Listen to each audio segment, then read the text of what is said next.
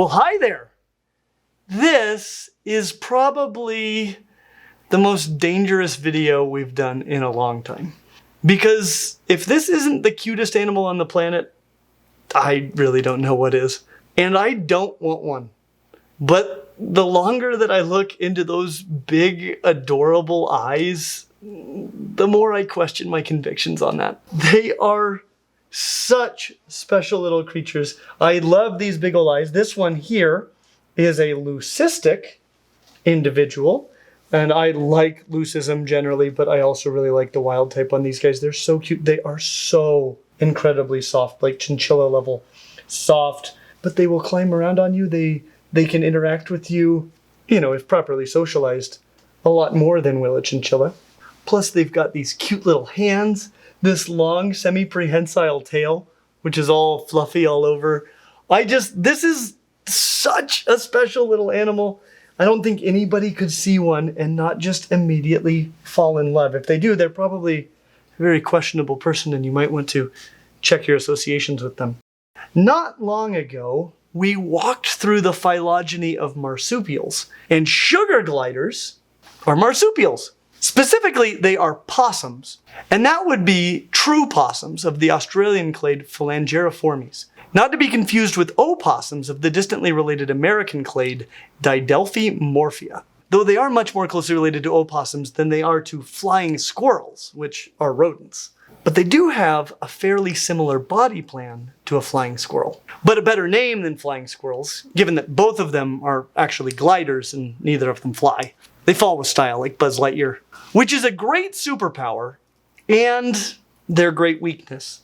It's a superpower because when you live up in trees, being able to glide long distances pays off big time. You can escape predators, survive falls, and explore new trees without ever having to touch the ground. All of these are super beneficial, especially if you're a tiny little guy. This is made possible by the skin webbing that connects their forelimbs to their hind limbs, called the patagium. So that is their superpower.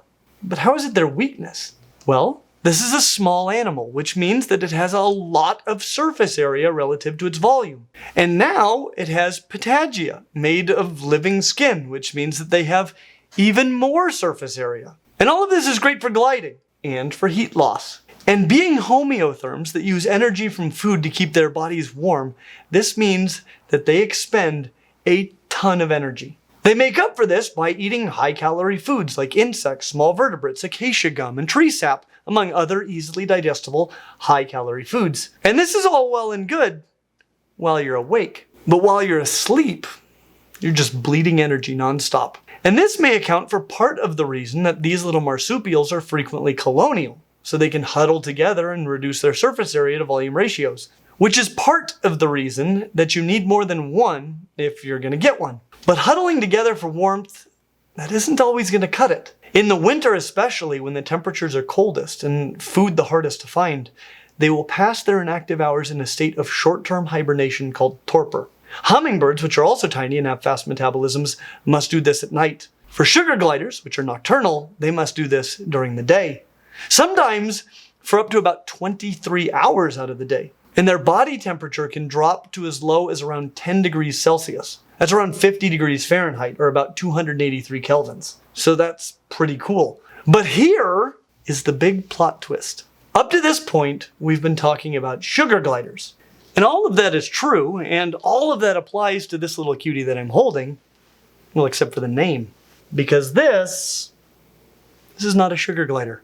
In fact, if you live in the United States or almost anywhere else outside of Australia, and you buy a sugar glider, it almost certainly isn't one. You've probably never even seen a true sugar glider, Pedicurus breviceps of Australia. Our sugar gliders turn out to be Kreft's gliders, Pedicurus notalis, which are also found in Australia, though our gliders descended from populations in West Papua, Indonesia, and could themselves be a distinct species from the Australian Kreft's gliders. If I'd made this video a few years ago, we wouldn't have known any of this, and we could have happily just called them sugar gliders. But now, they are Kreft's gliders, and who knows what tomorrow will bring. Just know that when you get a sugar glider, that it's actually one of these, no matter what you call it. So what you should call this little gliding possum is up for debate. But the question we are here to answer is, are they good pets? And is, whatever these are, the best pet mammal for you? To answer that question, we've invited our friend Sahana to Clint's reptile room to give her gliding possums a score based on our 5 categories, which are handleability, care, hardiness, availability, and upfront costs. And just to let you know, if this is the best pet for you, you are a very special kind of person. These definitely aren't for most people. I don't know if you remember this, but a couple of years ago, we covered possibly the most amazing snake in the world called a dragon snake. And the reality is almost nobody successfully keeps dragon snakes. But if you've seen this video, then you will know that one of the most amazing people I've ever met, Scarlet Nightshade, has been successfully keeping and is even working on the captive breeding of dragon snakes. She's amazing. And to help forward her mission, she has created something really wonderful for people. And that is my snake crate. Every month, my snake crate sends you a treasure trove packed with educational goodies. We're talking like a detailed booklet, a fun poster, hands-on activities like making your own family of clay garter snakes. But it's not just snakes. Scarlet has branched out with my lizard crate and my reptile crate as well, each filled with themed activities and unique collectibles. Like this What Can My Beardy Eat food sorting game from my lizard crate. And yes, there's Benny the Bearded Dragon guiding us through the do's and don'ts. What's extra special about these crates is that your subscription supports Scarlet's conservation efforts and captive breeding program for dragon snakes, creatures that are genuinely as special and crazy as they sound. Every box includes a critter card, stickers, and at least 2 unique items that change each month, bringing new surprises right to your doorstep. So whether you're gifting, learning, or just indulging your reptilian curiosity, these crates are a way to connect with the wild from the comfort of your home. There's a world of wonder in these boxes, and we can't wait to explore it with you. Stay curious and keep learning. And thank you, Scarlet Nightshade and my snake crate, for sponsoring this video. Now let's get back to it. When it comes to handleability, well, this is probably one of the main reasons that a person would want one of these cute little gliders. I mean, they are soft, cute, snuggly, and they can be all of that. But we give them a 2 out of 5. I'll start with poop and pee. Not all of them will poop and pee on you regularly, though some of them will, like every time. But if you hold them for very long, they're all gonna poop and pee on you. Just like almost every small mammal, getting urinated and defecated upon is just part of the deal. If you want a small pet that doesn't poop and pee on you very often, consider a snake. They only do it about once a week. Here's a whole playlist of options. But let's say that you aren't gonna let a little urine and feces get between you and a cute face. Well, what are you up against? What you have here is a small mammal that lives in a world of scary dangers and that can jump great distances to get away, but will fight if necessary. And you're the giant that wants to grab it. These are very social animals, and if one has the right personality and learns to trust you specifically, you might be able to pull that off. But until you earn that trust, that probably isn't going to happen. And that might not happen at all. And we'll talk about how to build trust here in a minute. But if they don't trust you and you try to grab them, they will struggle, make a surprising amount of noise, and they can bite. They're not rodents, so their incisors aren't quite as staple gun-like as rodent teeth, but they are diprotodonts, so their teeth are about as similar to rodent teeth as you're going to find in a marsupial. You don't really want to be bitten. And on top of that is the fact that they're nocturnal. That means that they will be potentially excited to spend time with you at night, and while they might be willing to snuggle up with you during the day, at the very least, you're going to have to wake them up for any diurnal interaction. If you want a small mammal that is much easier to socialize and spend time with, and you're still cool with a little tinkle and a poop sprinkle here and there, you probably want a rat. When it comes to care, I just want to stress that this is a highly social animal, and you can't fill that need. You will need to have more than one. And that can be a little bit complicated. You can keep multiple females together, But unless you're a breeder, which if you're a breeder, this video is not for you. And if you're considering getting into sugar glider-like gliding possums and you're wondering if you should start breeding them, no, you shouldn't. So assuming that you're not a breeder and you're gonna have any males in the equation, you're gonna have a problem unless they're neutered. Unneutered males will fight with other males and will mate with females, and then you'd be a breeder. And given how careful you need to be to avoid issues associated with inbreeding, given the small population that founded the captive population of sugar glider-like gliding possums in most of the world, you don't want to just breed any two gliding possums together. So hopefully it is clear that you need to have your males neutered. And you need to have more than one gliding possum if you're gonna have a gliding possum. But now I want to talk to our friend Sahana, who keeps these gliding possums, which she may or may not call sugar gliders, to find out just how much of a lifestyle it is to be a gliding possum parent. Welcome, Sahana. Thank you so much for being here and for bringing your awesome gliders. Thank you for having me. Will you introduce them and maybe introduce us to you a little bit as well? Yes, so my name's Sahana and I do hair and beauty content, primarily short form, and these are my little sugar gliders. I remember when I first saw them on like the National Geographic magazines, I was obsessed and I had to have them, and I have teased two little guys. This is Cow and that's Piglet, and they're super fun. I would never say I'm a sugar glider person, but I'm definitely a cow and piglet person. So. Well, they're really special and they've been amazing. You clearly have done an excellent job socializing them. And that's actually one of the first things I want to pick your brain about. How, I mean, you know, like I've done a lot of research into socializing sugar gliders. A lot of times it's possible to get them to be as social with you as they've been with me, but not necessarily with strangers. So you've gone above and beyond. How did you get them to be like this?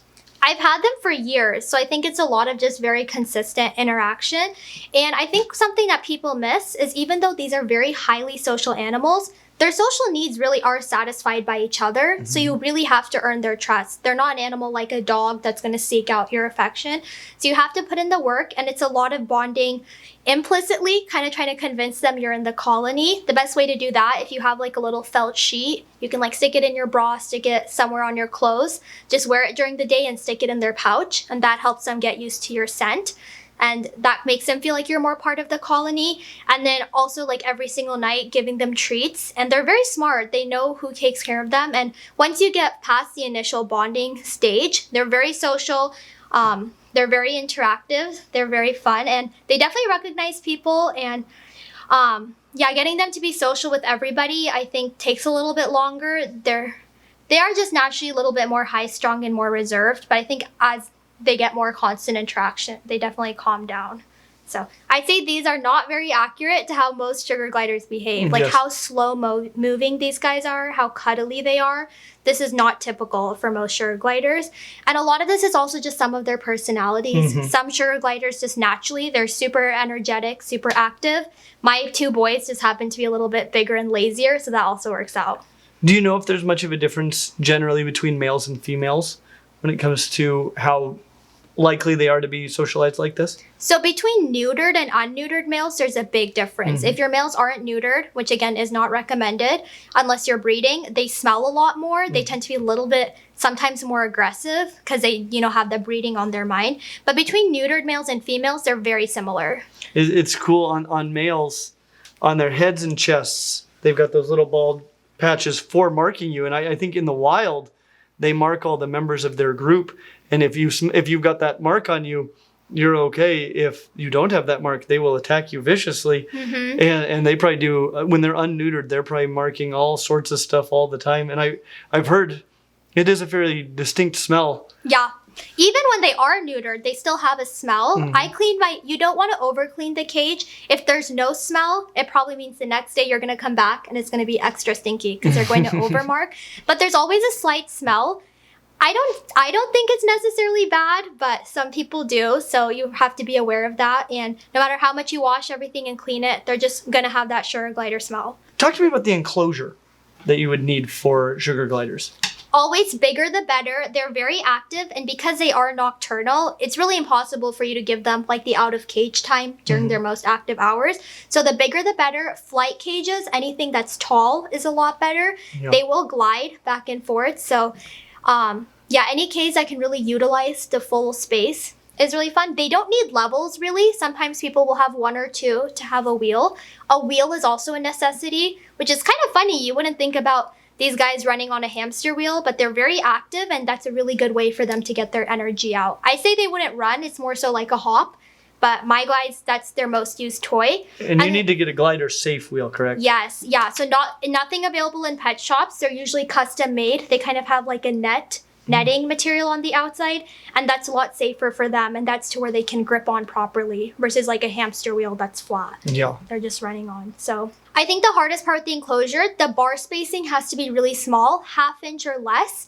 And not just a bar spacing, you have to make sure any cracks, like, you know, when you're opening the door where the tray goes in, if any of those bars are a little bit bigger, then easily the gliders could escape. You also usually need to glider proof it, so like zip tie any of the little bird cage doors that open up for the feed. You also have to zip tie it. And it's a lot of trial and error, you know. You might get a new glider that's able to escape a cage that your other gliders have been in for years with no issues. So for cages, bigger the better, filled with tons of toys, tons of enrichment. You need to be careful with toys too, right? Because if they get their claws stuck in there or something, they'll like even chew toes and feet off. Yeah, I think the hardest part with sugar gliders is because they are kind of a niche pet. There's really not anything that's safe, and there's no hacks that you can like turn pet store toys. For the most part, you have to buy sugar glider safe items from approved vendors. So that's a lot of custom sewn like fleece materials, a lot of custom made plastic toys. And even the plastic toys, you have to make sure that, you know, there's no big openings for them to get their head stuck in, and there's no twine for them to chew off or hurt themselves in that way. So I would join like a Facebook group and then see who the approved vendors are and go that way. It's a little bit expensive initially, but they're honestly so fun and rewarding. So for toys in general, any of these like super active plastic toys, these are what you're gonna get from the approved vendors. And sugar gliders are really smart. So you don't just want just things to take up space. Toys like this, these trash cans are super popular because they can go in them, they can hide. They love rings. Their tails are semi-prehensile, so they can grab these little rings with their tail. Look, they're already looking. And then they'll pull these into their pouch because they like having something to hold. You want to show them? Oh yeah, a lot of them are tail grabbers. And so even when you put them in the pouch, it seems like there are some things you need to make sure they haven't brought with them in their tails. How would you grab this with your tail? So yeah, they love holding on to things.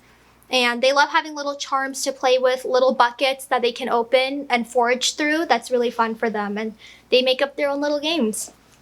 That's so cool. Water's another thing. Yes, water's big. Water bowls are not super common because these guys are so active and you can't potty train them at all. That's out of the question. So water bowls will get pretty filthy, and then you obviously don't want them drinking that like infested water. So water bottles are great. Always have multiple. You never know when it might clog. And you want to check it every single day. Because dehydration's a real risk. Yeah, especially depending on the diet. If you're using something that's a little bit more pelleted, it's very easy for them to become dehydrated so quickly. That makes sense. Because in the wild, they drink almost entirely raindrops and then water from food. And so, it makes sense that they could become really dehydrated if they're not getting much water from their food.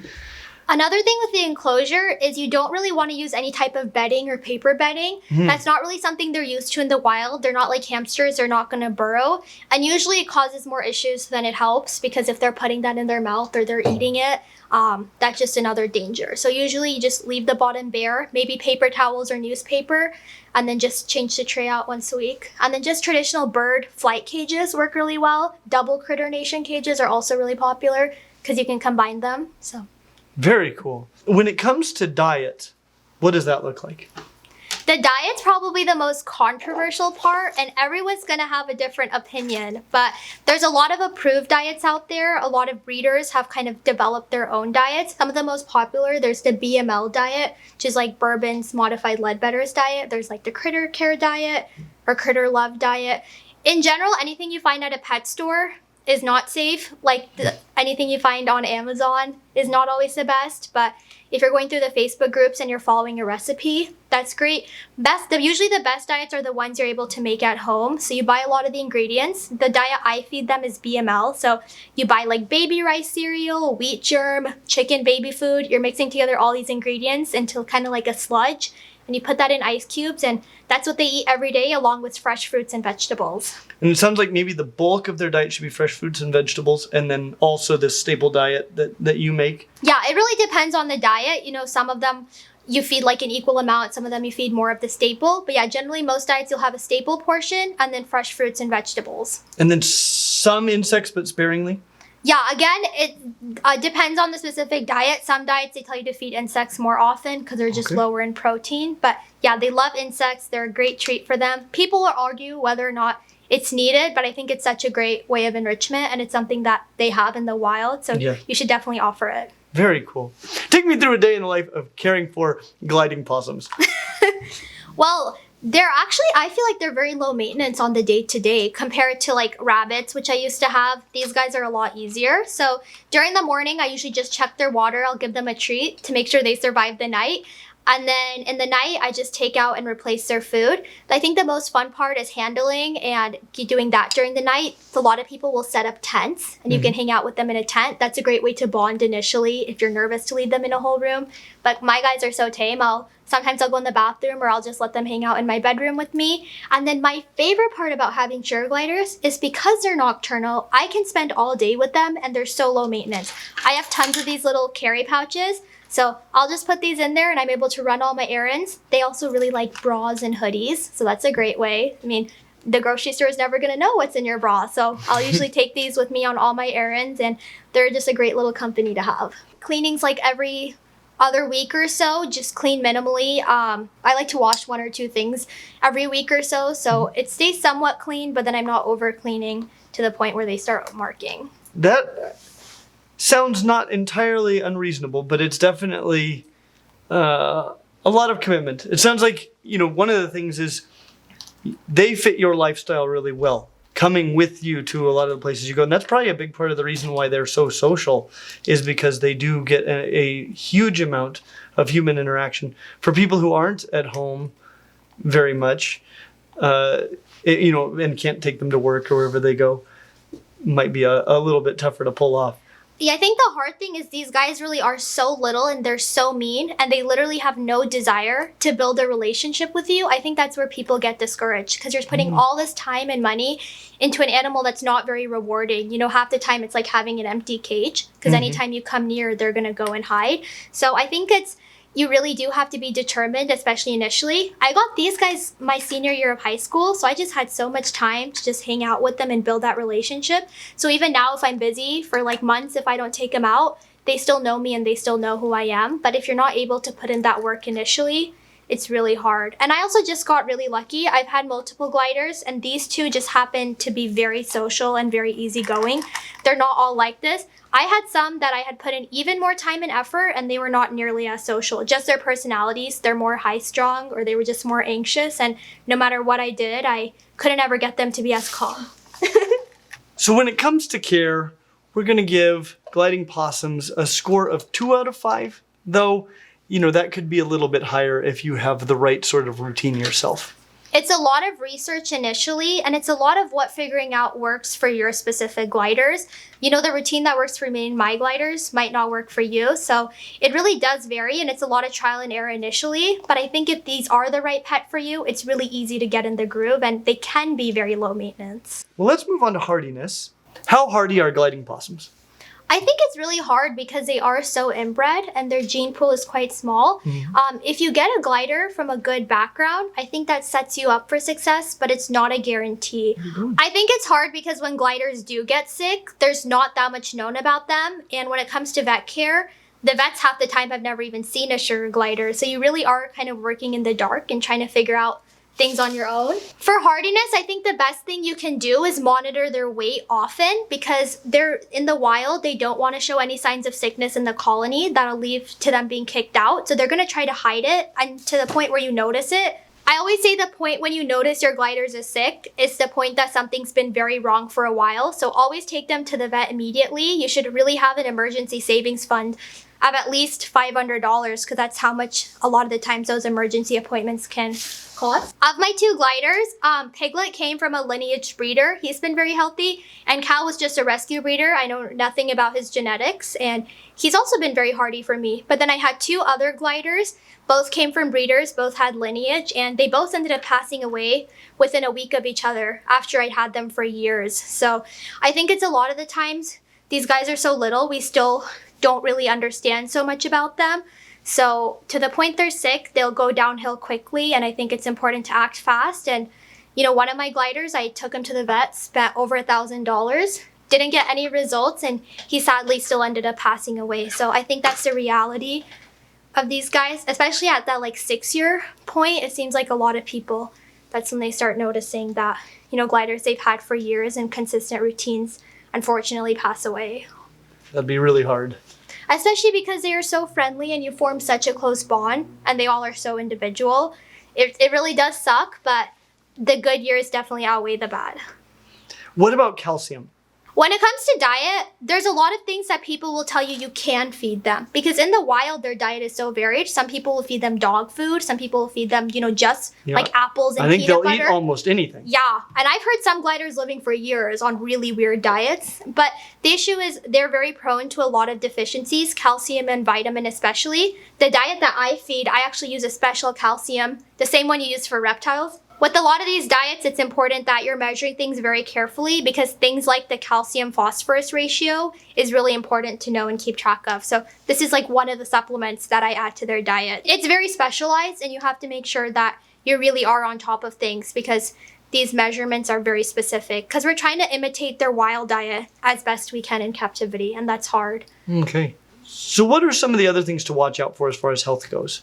Some other big things for the health, you really want to watch the house temperatures. A lot of people will like kind of sell you sugar glider heat lamps. They don't need that. A lot of the times they aren't safe, but you do need to make sure that your house is a comfortable temperature.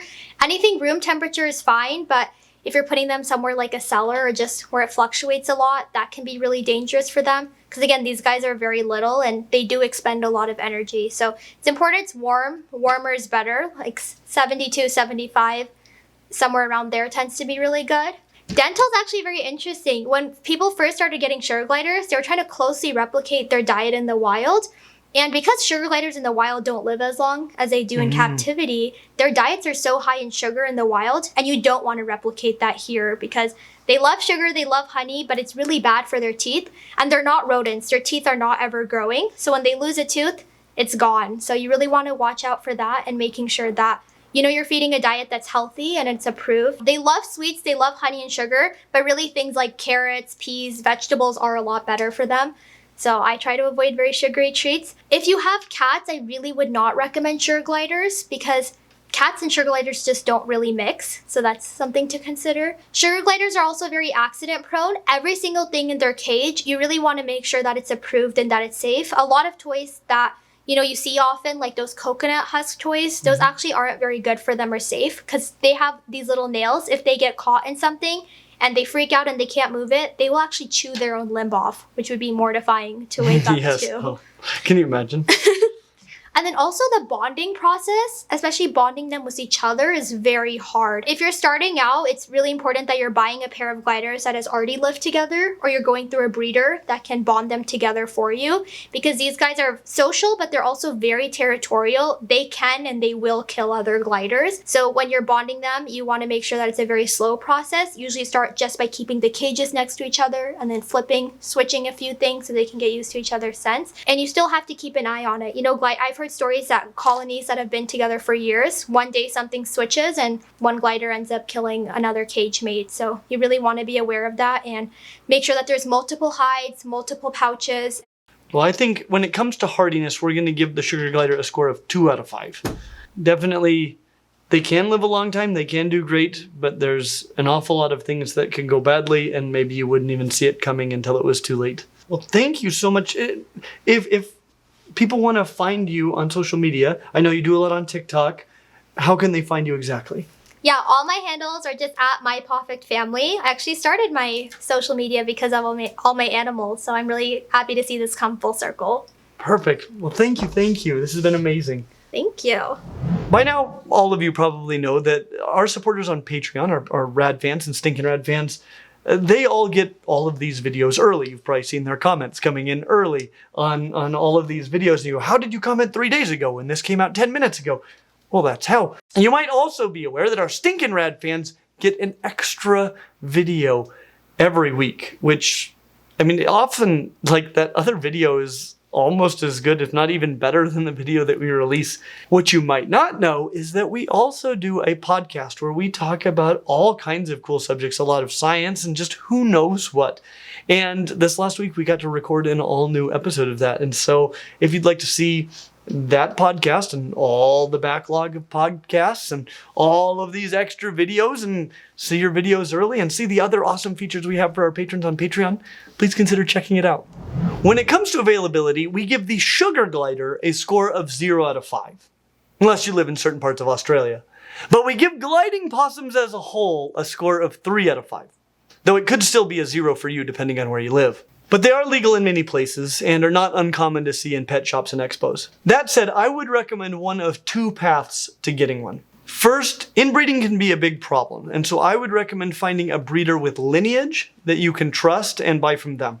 That will give you the best chance of getting a healthy and well-socialized glider with which you can build a strong bond. The other great option is even better for gliders, but probably not as good for your bond, and that is to rescue one. This is a terrible pet for most people, but they are absolutely as cute as the dickens, so most people will fall absolutely head over heels in love with them, at least until the reality of keeping them sets in.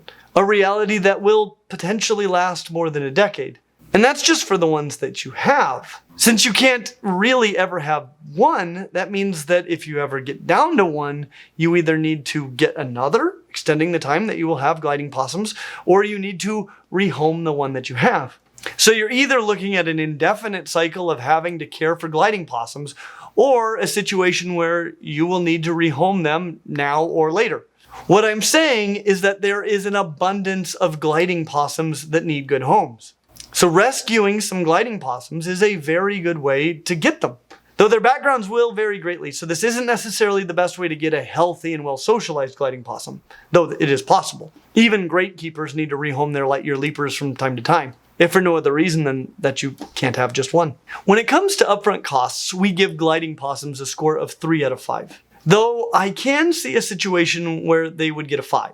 Because if you look on my local classifieds right now for gliding possums or Crufts gliders, well, you won't find anything. But if you search for sugar gliders, you will find 17 active ads. Lots of people are looking for homes for their gliders. I bet you could get some for free or nearly free, possibly with the enclosure and other supplies. But if you choose to go to a breeder and buy everything new, you're looking at a cost per glider in the low to mid 3 figures. And remember, you'll need at least 2. 3 can be better so that if something happens to one, you aren't immediately down to 1. The enclosure, toys, food and water bowls, pouches, and other supplies will be, again, in that mid 3 figures range. You're looking at something in the low 4 figures to do this right. Cost probably shouldn't be the reason that you don't get into gliding possums. In fact, if this is the life you want, this is a pretty low barrier to entry, which is probably why so many people that aren't right for gliding possums get gliding possums. And this is why, overall, we give sugar gliders and other gliding possums a score of 2.4 out of 5. Gliding possums are just not right for most people, but they are very, very special animals that can be amazing pets for just the right kind of person. But they probably aren't even the best pet gliding mammals. Hopefully we can make a video about the better alternative soon. But if what you want is a marsupial that falls with style, and it has to be that, and you don't mind a little pee and a turd or two and a pretty massive commitment, then the sugar glider is still probably impossible to get. But a gliding possum of some sort is probably the best pet mammal for you. As always, like and subscribe, and we hope to see you real soon.